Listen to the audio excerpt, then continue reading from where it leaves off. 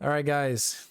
Um, Welcome to a totally unscripted information tour of the brand new concept ship, the MISC Odyssey. It just came out earlier today, and I've already recorded like 2 videos talking about the Odyssey, but unfortunately, Streamlabs hates me, and so all the video files were corrupted. I did not know that. So we're going to go ahead and go at it again and talk about the brand new concept ship. So what is the MISC Odyssey? Um, this pamphlet will tell us in all detail. Take exploration farther than ever before. Survey distant frontiers and seek the undiscovered reaches of the galaxy with MISC's Odyssey, the most advanced exploration ship available to civilian starfarers. The onboard refinery, ship hangar, built-in mining tech, and tractor beam, expansive supply hold, and comprehensive accommodation for a crew of 6 will allow you to tame the furthest reaches of space, remaining self-sufficient almost indefinitely. Discover a new life deep among the stars, only from MISC. And so here it is. And in my opinion, I really like the look of the ship. I think it's attractive. And that it is all just the concept image. I know that the final image is not going to be as detailed, but I really do hope that they take the time to detail it the way they have in the concept image, because it's a beautiful ship to look at, and I really do like the overall shape of it. So, excuse me, going a little ahead. So with 252 SUs of dedicated cargo, you have plenty of SCUs to trade or barter, to sell things, to pick up things, or just to keep you well supplied for however long you're out in deep space. So weapons and shields. The Odyssey is well defended by 3 remote operated turrets sporting size 5 guns, 4 strategically positioned missile racks, and shields that are built to take a beating. So I'm not a big fan personally of the placement of the size 5 turrets. I think it's a little odd. But I do like the fact that this ship comes with 4 missile racks. That's a big up that the Odyssey has over the Carrack. The Carrack doesn't have any missiles at all. It has 1 more turret, but they're all size 4s, with the exception of 1, I think, is size 5. So potentially the Carrack might do more turret damage than this ship will overall, more DPS. But the fact that the Odyssey has 4 missile racks, I think, gives this ship a little bit of a 1-up. Just more overall firepower. Limited, but more overall. Now, this is a huge a huge 1-up over the Carrack, and that is that it has a very, very expansive hangar. It's a triple decker hangar. What I mean by that is that it's like 3 decks high. But the Odyssey's expansive onboard hangar accommodates small ships, perfect for scouting, recon, or specialized expeditions off ship.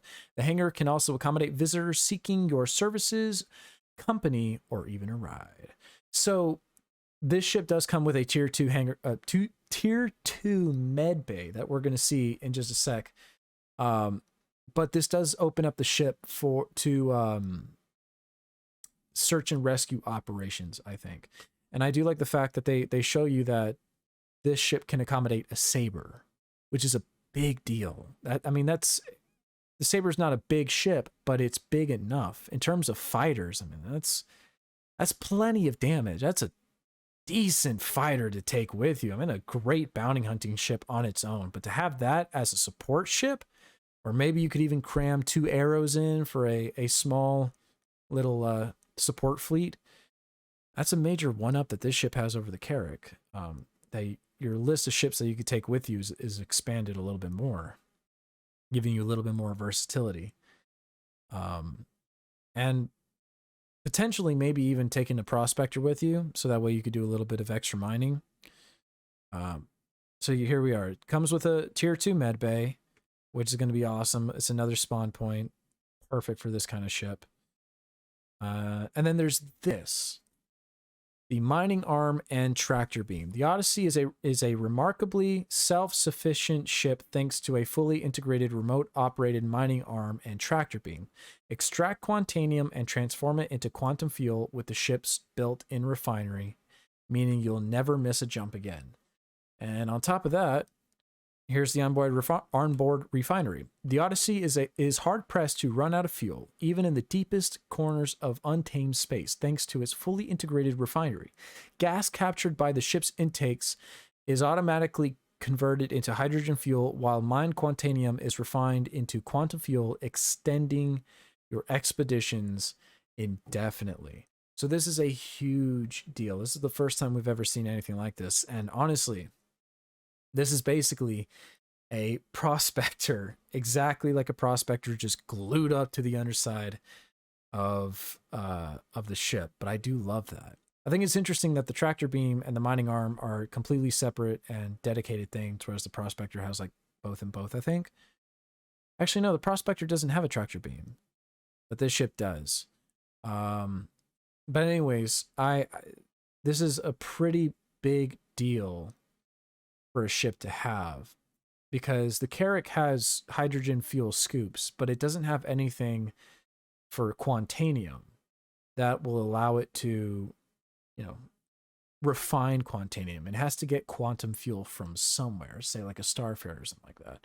So that does unfortunately limit your ability to travel certain distances with the Carrack, whereas with this ship, this vessel, you truly are unimpeded. As long as you're smart enough in capturing your fuel before you run out, you really can go the distance. And I think that is brilliant. That is wonderful and awesome. So moving on from that, we have, let's start at the top deck, start down the list. At the very top of the ship, we have a Xi'an-inspired gravity generator. Not sure what that looks like, but I would really love to see what that looks like. Just off of that, though, it doesn't label it, but we have a Jeffries tube that goes up and down all 3 levels of the ship, right at the heart of the ship, which I think is very smart. Just behind the gravity generator, we have the refinery. You can go up and check up on that, see how everything is doing. And then from there, we have access to the 2 engine rooms on both sides. Looks like you go down a corridor, and from the engine rooms, it looks like you have access to, well, you can look down through these top windows down into the hangar, but it also looks like a couple of rooms back here, maybe some control rooms that you can sit in and tell whoever's down in the hangar when they're ready to go, when they're not able to go, stuff like that. So good stuff. And then of course the main elevator here, also at the heart of the ship, adjacent to the Jeffries tube that allows you to traverse all those decks. So moving on to the main deck, we have the bridge with 1, 2, 3, 4, 5 seats, 4 main seats, and then a pilot seat, or excuse me, a captain's chair that does absolutely nothing. And then here in the deck, the bridge deck, of course, we have access to 3 size 5 control of the 3 size 5 remote turrets. Now I really am hoping that it's not just one seat that controls all 3 remote turrets. I do sincerely hope that we have multiple chairs, multiple seats that control the size 5 turrets, because I do think with the current system we don't have any way of hot swapping or labeling any of the turrets that we use. So it's a bit awkward to have to switch from one turret to another, one remote turret to another. And I do love remote turrets, but I do think it's a waste of potential, and honestly downright lazy, when they give us multiple remote turrets to use and only one seat to use it with.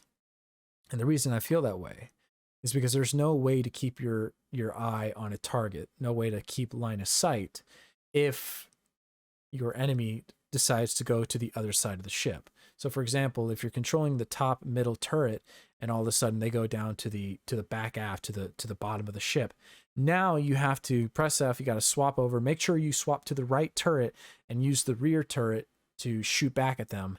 And that's assuming that they decided to stay there and not move all the way to the top again. So it's a bit clunky and awkward. So I do hope that that's not the case, that we have multiple chairs. That way that this thing is properly defended. But we'll just have to wait and see until this ship finally comes out.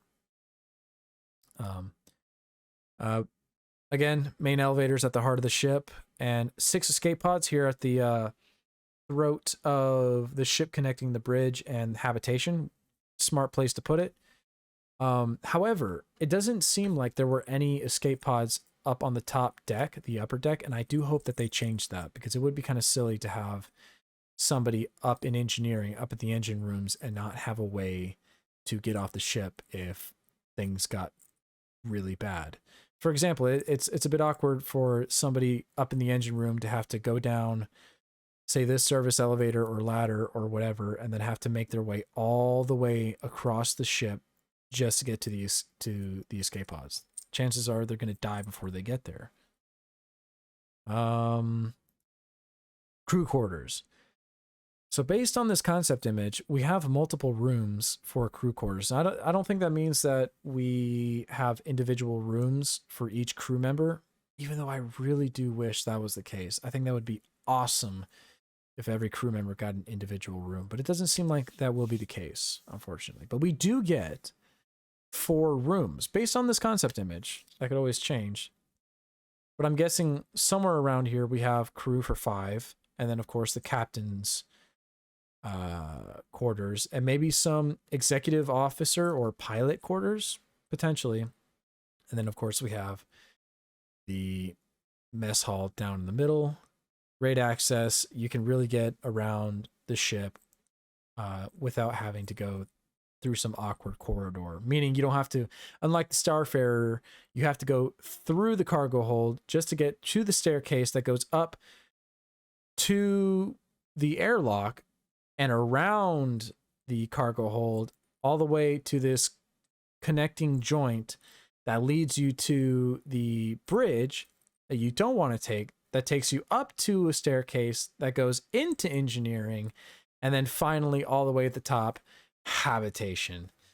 And they have come a long way from the Starfarer. So everything's connected. You can get from anywhere to anywhere, and it's all pretty streamlined. And so directly behind the crew quarters, or behind the mess hall, excuse me, you have this main ingress point, which looks like it has a couple of suit lockers.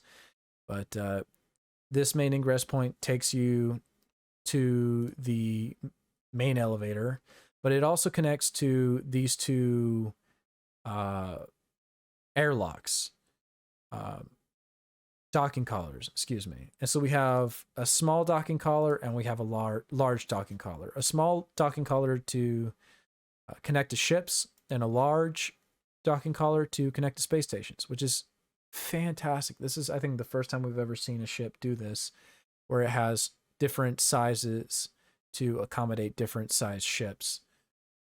However, my only one critique is that if you have a small ship that wants to connect to the Odyssey, you're going to have to be mindful of the 3 big engine pods and not crash into those while you try to dock. But the fact that this thing can connect to a space station really adds a lot of versatility to how you get into this ship, and I think that's lovely. You also get a very large locker room just connected to the ingress point, which is awesome. So it means if you wanted to get connected to a ship or a space station, and you needed an EVA suit or a few guns, well, it says locker room, so I'm assuming that means EVA suit lockers. But I'm also hoping that that does mean gun racks as well. I do think that would be a major convenience to have gun racks there. It'd be very smart. That way, if you connected or tried to board a hammerhead, for example, you could get ready to board it by docking onto it and just barging straight in. Something of the sort. But it's still close to the main elevator, which I'm hoping you can use to get in and out of the ship. Just have to wait and see. But directly connected to the... I think another reason that the locker is here is because directly connected to the locker room, you have access to this catwalk. And unless the hangar has airtight shield tech, I think these catwalks here are going to be exposed to the deep, dark depths of open space. So that probably won't be very healthy for you. So it's cool that that's there. And it seems like we have access on the left and right to all 3 decks as well. So we have these 2, what could be elevators or ladders or both, and Jeffrey's tube and a main elevator. So you have multiple options to get up and down this ship. And I think that is fantastic. That is awesome. There's so many ways to get up and down. And that's awesome. That's accessibility. Seems like there's a couple of rooms here as well that overlook the hangar. Not sure what they could be. Again, we'll just have to wait and see. But it seems like there's a lot of wasted space back here. Like they, you could play a little bit of soccer back there. That's basically everything for the main deck. Moving down to the hangar deck, which is the bottommost deck. This is where all the fun stuff's going to happen. Not that anything else isn't fun. This is going to be a really awesome ship to have. But down here on the hangar deck, we have mining control. So we have access to that prospector that's just glued to the bottom of the ship. Comfortably controls the mining rig and tractor beam. And I do mean comfortably. It has an awesome view of the outside world. Big glass, just like the prospector. And immediately after that, we have the mining system, gather quantanium via the integrated mining arm. So you just get to look at the mining arm, probably while it's being operated. And there's a little closet down here just to the side. I'm curious as to what that is. Because there's no, doesn't look like that's an ingress point or anything like that. And I wouldn't, it doesn't look like it anyways. Actually, this just occurred to me. So it appears that these 2 are rooms. So potentially each crew member does get their own individual room, and maybe these are 2 extra rooms, because it looks like a room and a bathroom. Room and bathroom. And then 4 individual rooms here. Dude, that would be so cool. If every crew member got their own individual room, that would be so rad. Because then that means that every crew member would have their own personalized space to call theirs. You know, because every time you take your friends along with you on trips like this, every crew member, every friend's going to have their own room. One room is going to be super messy. The other one's going to be nice and neat and tidy. And you're always going to have that one friend on board that has way too many stuffed penguins around, but it's whatever. So I think this is an awesome opportunity to see how players are going to make each space their own. And, you know, it's just a video game. It really is just a video game. It's just a virtual ship. But personally, I do love this because I do love interior design, especially for ships. And I do love seeing how certain things are tackled because I think it's important. And, you know, if this is truly going to be your home away from home, you're going to want it to really feel like home. So I think that's smart. I think the access points are here along the habitation hallways. So that's really, really cool. I knew I saw windows on the side of the ships on the images. We'll check those out later. But going back to the hangar deck, because we're going to finish up here. Just behind the mining arm and everything, we have access to the medical facility, the Tier 2 Medbay. And it looks like we got a couple of beds, and then I'm going to get rid of this arrow real quick. I can't get rid of the arrow. So it looks like we have the main respawn point / big healing bed here, and then 2 additional med bays. So it looks like you get around the ship by this ramp right here. It looks like that's how you get up and down. So this is, to me, this is really awesome. This qualifies the ship for search and rescue missions. And something that I think the ship does better than the Carrack. And that is, if you're in the Carrack, or you're flying the Carrack, if you bring somebody in from the hangar bay or from the bottom ramp, in order to get them to the med bay, from the top, you have to exit the hangar, after you close the doors to make sure you don't decompress the whole area. And then you have to make your way around the hangar all the way back to the elevator. And then you got to go down the elevator. You got to get out that elevator, make your way all around to the front, all the way around to the front of the med bay, get through the airlock, and then you're in.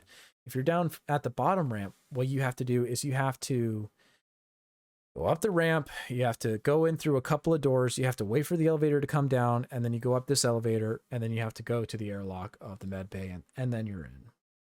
So it's not the biggest inconvenience in the world, but it's still like, it takes time, and those elevators could be slow. So I think it was really, really smart that they put every main ingress point down at the bottom close to the med bay. I think that's super smart, because if you're coming in through the med bay, all you got to do is make your way around this way, and then you're close to the med bay. And if you bring somebody in, or you're flying in or something like that, you can park the ship backwards so that the rear is, or whichever way to exit is facing the door, and then just run them to the med bay, straight to the med bay. And if you have maybe a trolley or a gurney, whatever the medical beds are called, if you have those laying around on the ship, you can use that to just rush them to the med bay, which I think would be a fantastic idea, as long as those things don't kill you on the way there, because they're so bad.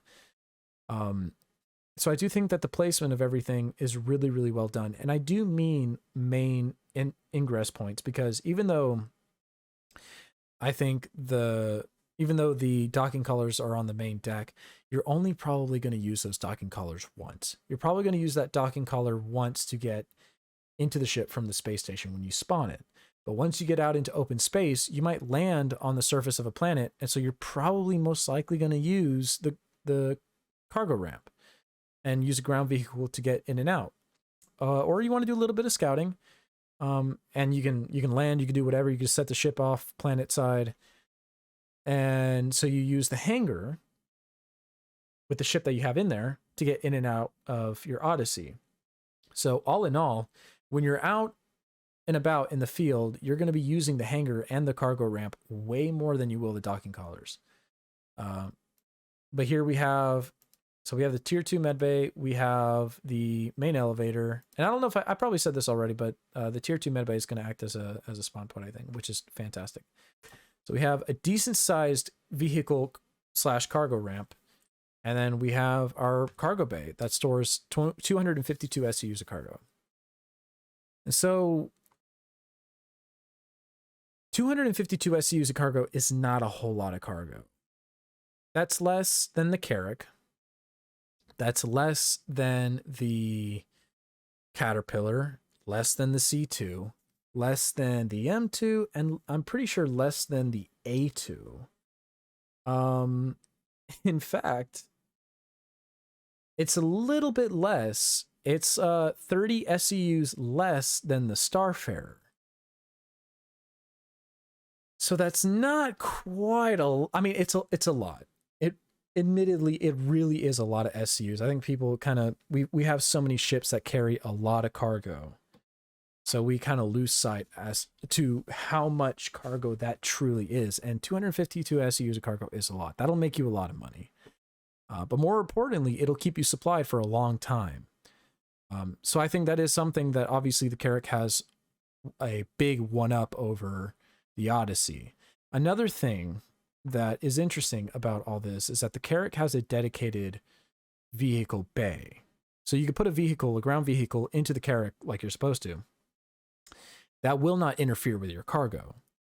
And when the cargo pods do come down like they're supposed to, potentially you could fit something like a Spartan or a Ballista or something like that. So you could probably carry some really big military vehicles with the Carrack when those pods finally function like they're supposed to.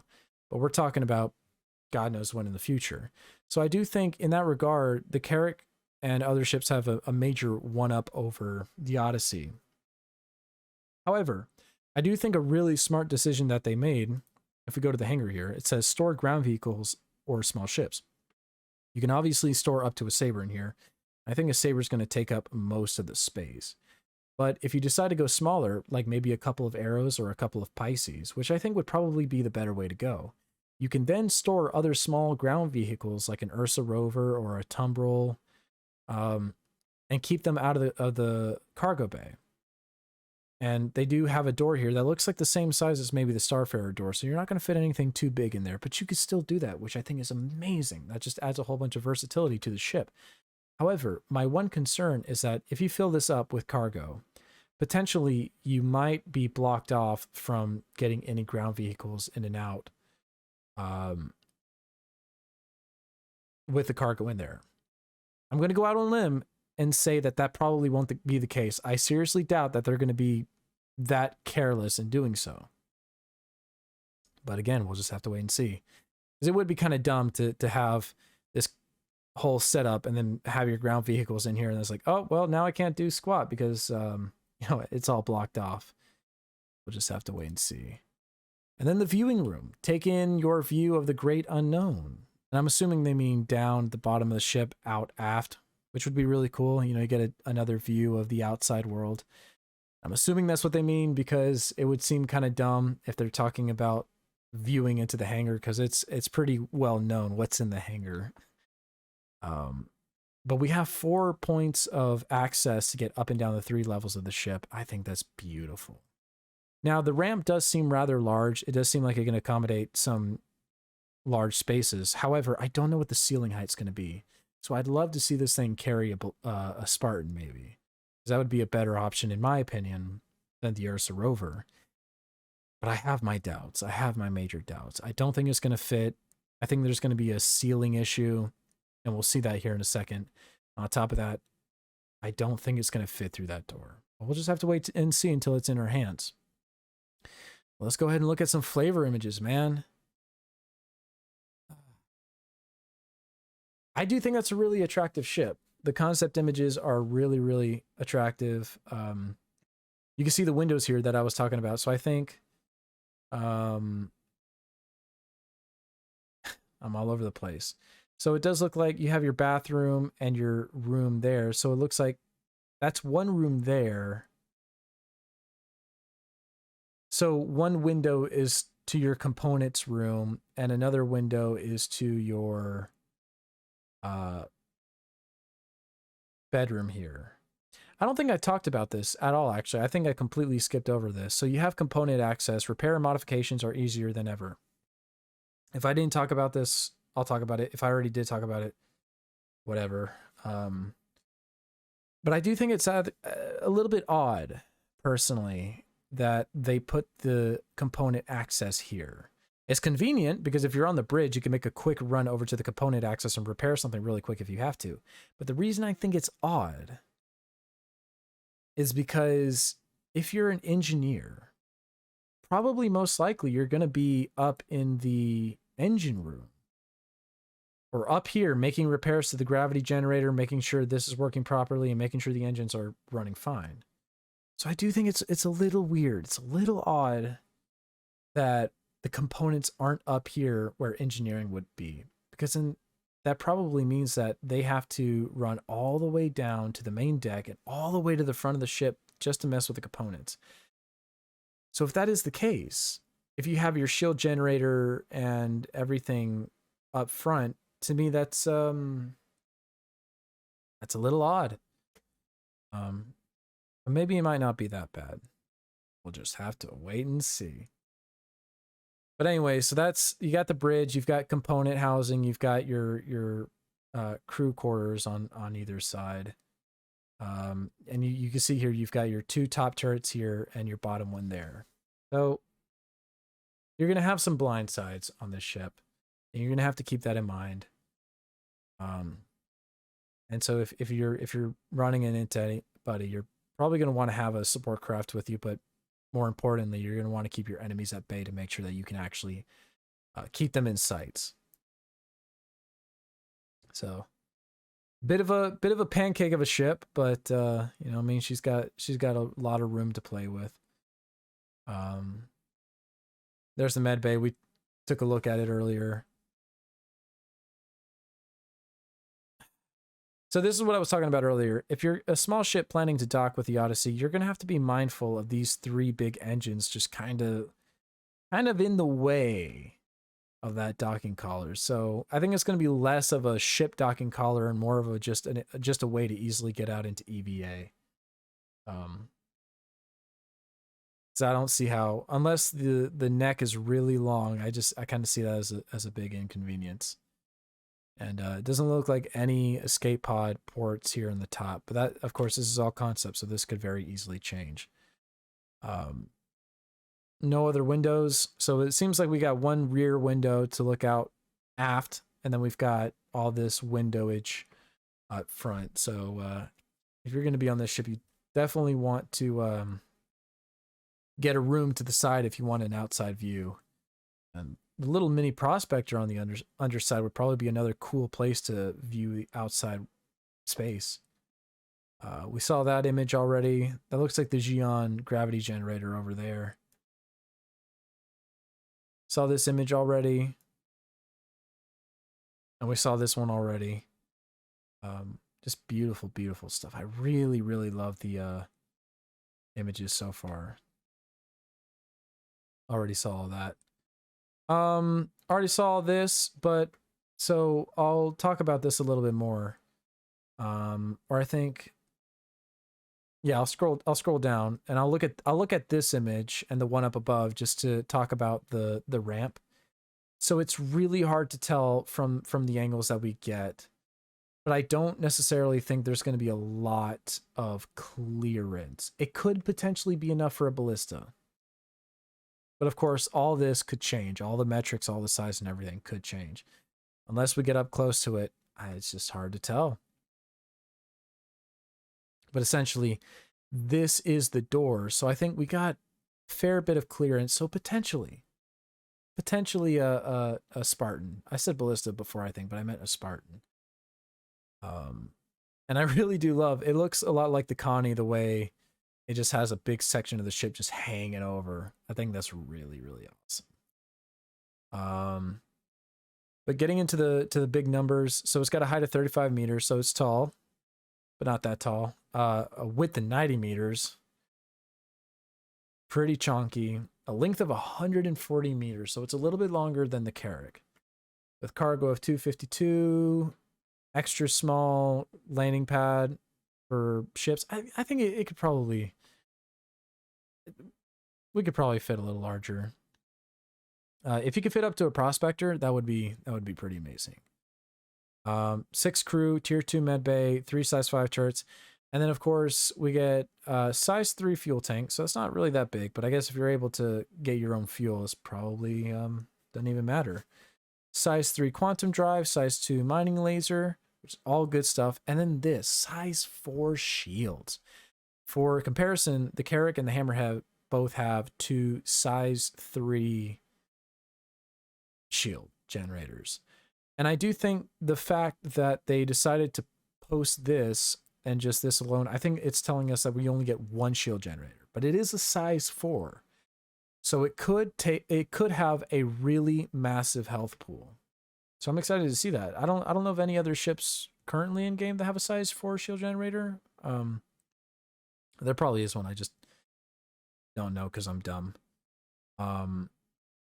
But currently, to celebrate IAE, standalone ship and ship pack non-war bond pledges include a 10-year insurance until December 1st. So get one while you can. But right now, as war bond, the ship is selling for $625 US. Not war bond, a chunky 700. And an unnecessary paint job that's only available to concierge for some reason.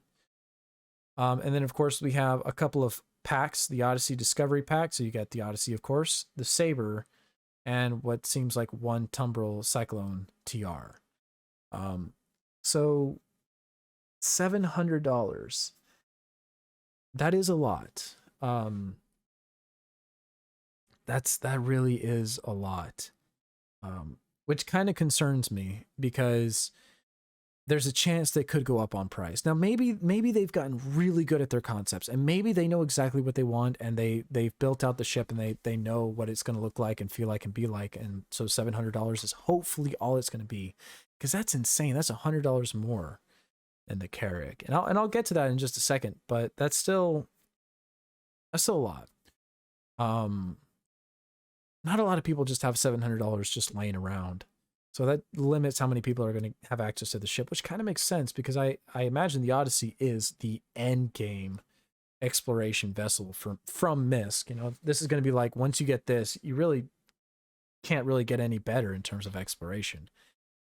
But still, $700 is kind of expensive, especially if we see them hike the price because they changed something, made something better. So my final thoughts on the MISC Odyssey. Do I think this is the Carrack killer? That's a question that's been going around a lot. Do we think this is the Carrack killer? Answer: potentially. But we won't know until we get it into our hands. And this is what I mean. So this ship has way more to offer, in my opinion, than the Carrack does. It has a way better hangar. It has the mining capabilities. And we won't know until the Q&A comes out if you'll be able to mine anything and then just store that in its own dedicated mining cargo hold, excuse me, or if it's just like you can only mine Quantanium, you can only refine Quantanium. I would imagine they would let you mine other things, in which case that would seriously increase the versatility of the ship and how much money it can make you overall. But if it only limits you to Quantanium, that kind of limits you, but it still allows you to like keep yourself going. And so obviously you're going to be able to really go a lot further in this ship than you will the Carrack. Eventually you can make way more money on this ship. However, until we get it into our hands, we won't know what the health pool is going to look like. It seems like they're kind of alluding to us that you're only going to get one size 4 shield generator. And unfortunately, that means you won't be able to mix and match different shield generators to potentially get a different power output, or say, what would you call it? Like a different recharge rate. So that's something to think about. On top of that, might not have as thick of armor as the Carrack does, because the Carrack was a military ship. So it's going to have thicker armor regardless. And the Carrack does have way more cargo and potentially in the future more cargo utility. On top of that, so it looked like on the bottom of the ship, you have this big radar dish looking thing. And I think that's what's going to allow the ship to have superb radar and what would you call it? Scanner technology. However, I do not think it's going to be able to be as powerful as the Carrack. I think the Carrack's going to have way better scanner technology. On top of that, the Carrack has its own dedicated cartography deck, which is a big deal. The entire, and see, people are asking, is this going to be the Carrack killer? Because the Carrack doesn't even have its intended full potential gameplay at all.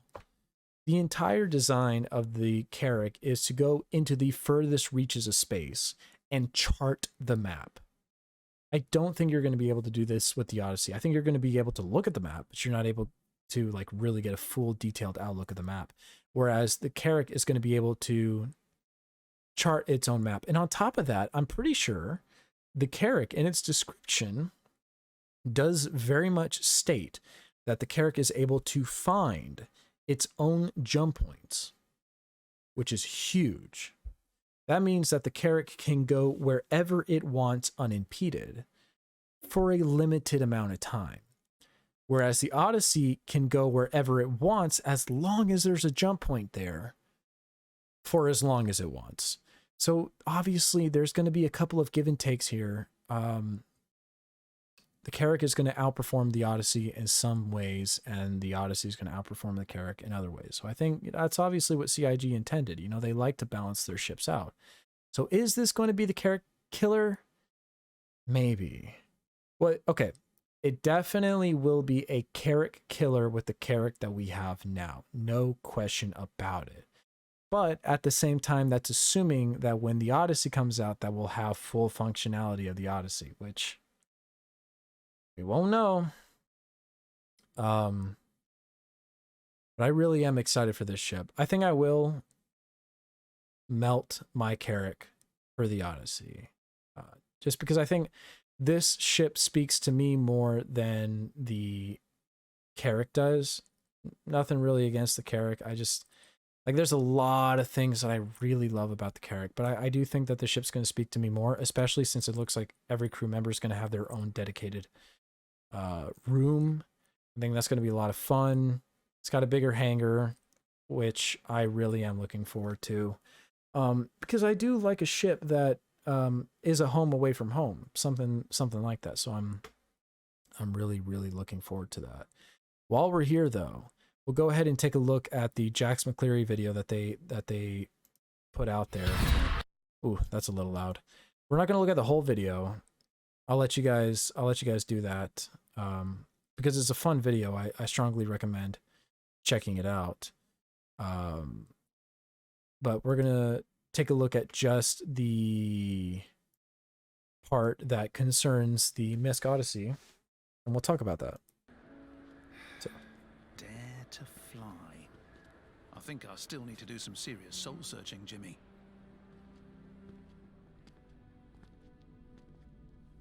There it is. The Odyssey. This ship is something else, huh? I mean, supposedly it basically becomes your own personal space station. Imagine just taking this thing out as far as you can, dropping anchor and just living. I mean, that's it, Jimmy. The Whitleys just got their hands on an Odyssey prototype. I'm sure they wouldn't mind if I borrowed it, you know, for a little sabbatical someplace. I don't know, like the Pyro system. Yeah, or someplace like that. I mean, someplace where no one will bother me. I need to get my head straight before next season. If I even make it back, that is. Okay, everything is looking good. This is it. I'll miss you too, Jimmy. But don't wait up for me, mate.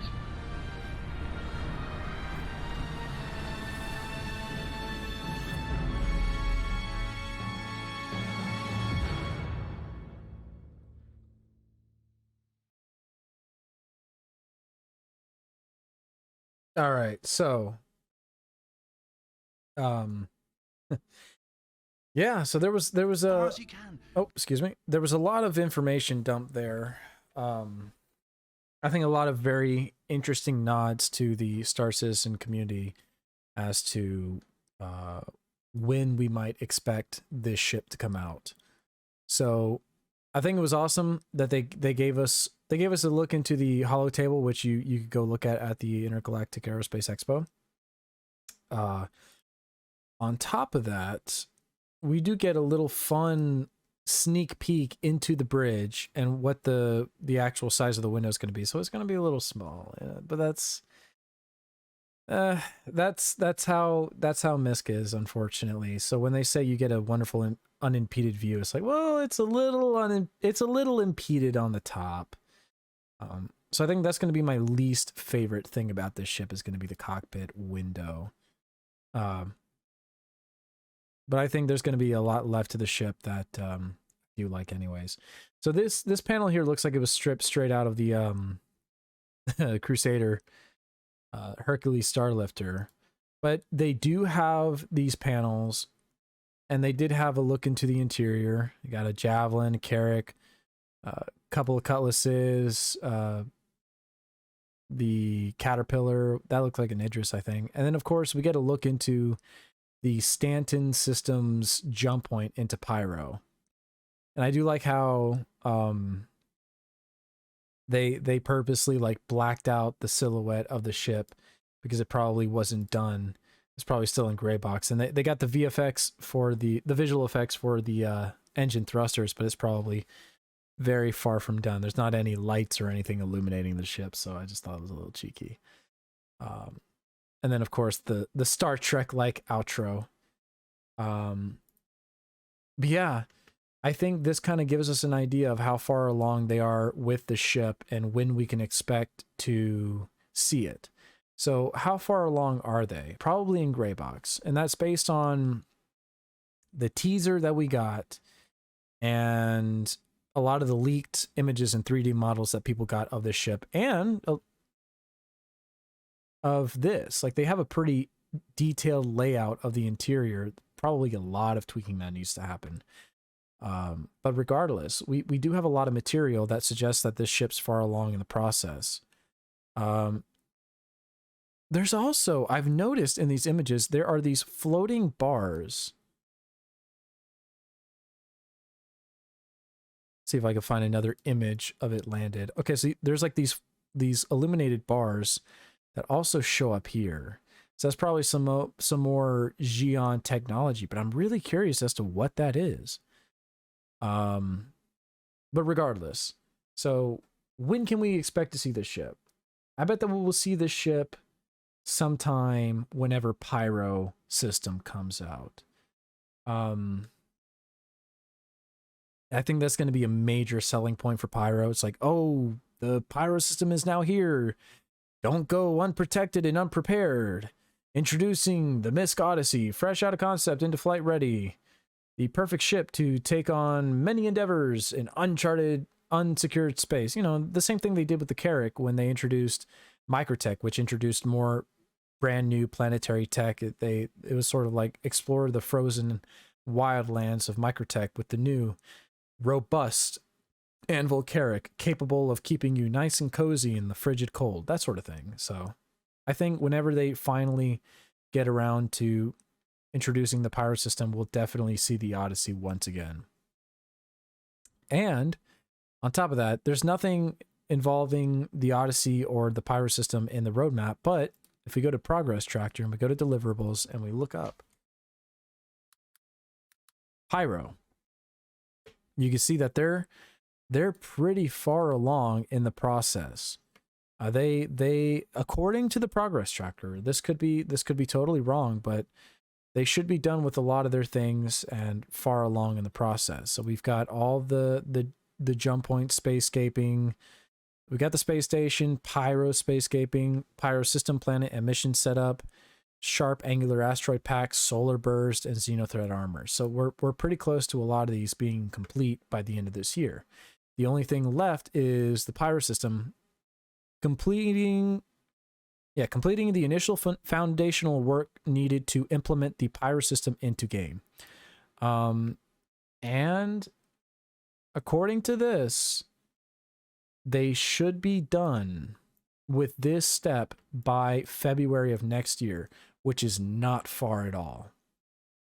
However, I don't think we're going to see Pyro or the Odyssey by Q1 by February. I believe me, I'm really hoping that we do. But that's kind of unlike CIG. They really like to delay things and, you know, polish things or whatever.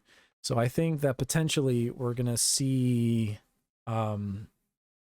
most likely Pyro, and this is still being rather optimistic, by Q2 of next year. So somewhere around June, I think. Somewhere close to Invictus launch week, which I think is probably going to make the most sense if you think about it.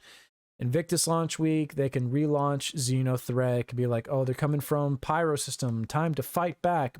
Make sure you buy one of our military grade ships to go into Pyro to fight back. So potentially, I think that might just end up being the way that they do it. And trust me, I'm hoping that we see a lot sooner than that, but we'll just have to wait and see. Now, there is one more deliverable that apparently has a long way to go, all the way to September of next year, and that is Pyro's space station. So adding a small rundown rest stop station to the Pyro system, which provides basic services and use limited interiors. So that it definitely seems like we're a long ways away from seeing those space stations implemented, almost an entire year. However, I don't think that they're going to wait to finish this to introduce the Pyro system. It would be kind of wild, kind of crazy. But I don't think so. I think what we are waiting for is server backend services and for jump points to work properly. And who knows when that's going to work, when that's going to be implemented. I guess we could probably look it up here real quick, but I think they don't have to introduce the stations to introduce Pyro. They can introduce Pyro and then add the space stations later, or a sort of pre-version of the stations just to give people a sort of idea of the system, kind of like what they did when they first introduced planetary systems way back in the day. So I'm going to look this up real quick, see what comes up. I typed in nothing. Jump points. Okay. Building out the functionality, visual, and audio effects for the jump points used to travel between systems and setting them up in-game, including necessary vehicle items and functionality. The jump points themselves and their inner tunnels. Okay. So Q3 of September, the same time that the space stations for Pyro finish. So it could be that we have to wait all the way till September of Q3 of next year, which is unfortunately a long ways away, but it'll show up sooner than you think. But I do really, really believe that whenever these jump points come online, we will see the Odyssey come up. We could see it come sooner, which would be great. But I do think that it's going to show up sometime around then as a good selling point. There's one other thing I wanted to look up. What was it? I guess server meshing. Yep, persistent streaming and server meshing. How about that? Proprietary server meshing and persistence technology will allow Star Citizen to scale up its shared universe across game servers. Eventually, this technology will allow thousands of players to coexist in the verse. Once the first version of this is implemented, the number of servers and players will increase over successive versions. So, funny enough, they plan on finishing that also on Q3 of 2022. Will they do it? Who knows? But it's there. So the space stations of Pyro, the jump points, and server meshing are all going to finish by Q3 of 2022. And the reason that all of this is important in the first place is because I do seriously believe that they're going to use the Odyssey as a selling point for that. So, all that said, I think September of next year is when we could potentially see the Odyssey make its return as a flyable ship. So we'll just have to wait, and I'm definitely hoping that we see it before then. I remain optimistic, but who knows? So good stuff, man. But yeah, that's I've been recording for a solid hour almost, so this is going to be a very long video, so I apologize that it's this long, but I wanted to go into full depth of my thoughts and everything I thought about the ship and when I thought it was going to come out and all that stuff. So I'm glad that you stuck around this long. I really appreciate that. I hope you grabbed a snack and a cold beverage while you were sitting here watching. But I think that's so far, that's basically everything we've got, all the info we got on the Odyssey that I could have covered until the Q&A comes out. So yeah, with all that said, thank you guys so much for sticking around and watching. And I hope that wherever you guys are having a wonderful day. Take care, guys. Accidentally smacked my microphone. Nice.